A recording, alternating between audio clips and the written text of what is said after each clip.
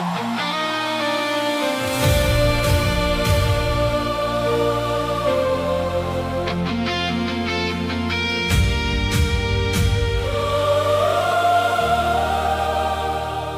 magtige God, selfs die Here het gespreek, en die aarde geroep van die opgang, van die son af tot by die ondergang daarvan.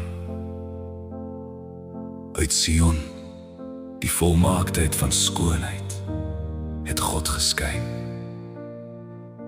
Ons God sal kom, en sal nie stilhou nie. 'n Vuur sal voor hom verteer, en dit sal baie stormagtig rondom hom wees. Hy sal tot die hemele van bo roep, en tot die aarde, dat hy sy volk mag oordeel. Versamel my heiliges by mekaar tot my, die wat my verbond deur offerande gemaak het.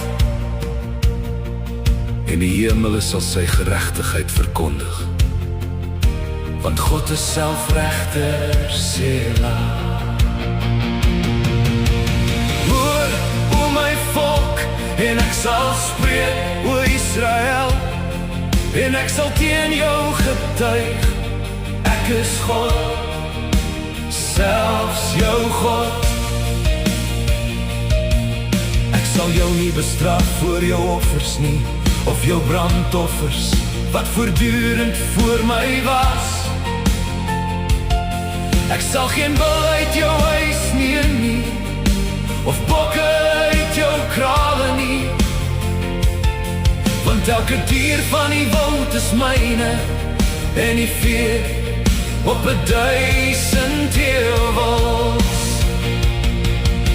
Ek ken al die voëls van die berge, en die wilde diere van die veld is myne. As ek honger was, sou ek jou nie sê nie, want die wêreld is myne, en die volheid daarvan. Sal ek die vlees van bulle eet, of die bloed van bokke drink, offer tot God danksegging, en betaal jou geloftes aan die Allerhoogste, en roep my aan in die dag van benoudheid. Ek sal jou red, en jy sal my verheerlik. Maar tot die goddelose sê God, wat het jy te doen om my insettinge te verklaar, of dat jy my verbond in jou mond neem? Aangesien jy onderrigting haat, en my woorde agter jou werp. Toe jy 'n dief gesien het, toe het jy saam met hom ingestem, en het deelgeneem met die egbrekers. Jy gee jou mond tot die kwaad, en jou tong bedink bedrog.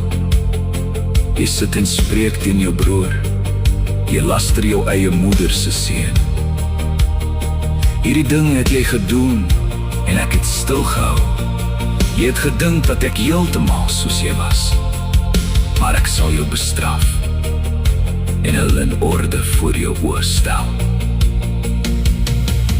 Oorweeg nou dit, julle wat God vergeet, dat ek julle nie verskeer, en daar niemand is om te red nie. Wie offer danksegging verheerlik my, en aan hom wat sy weg reg orden,